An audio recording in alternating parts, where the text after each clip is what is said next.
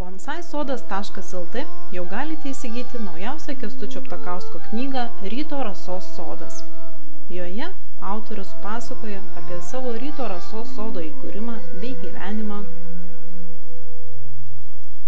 japonišką kultūrą bei tradicijas, arbatos ceremonijos reikšmę Japonijoje,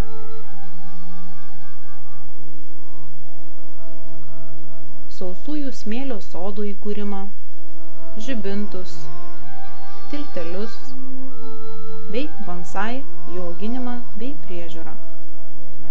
Pasakojama apie koi karpius, jų rūšis,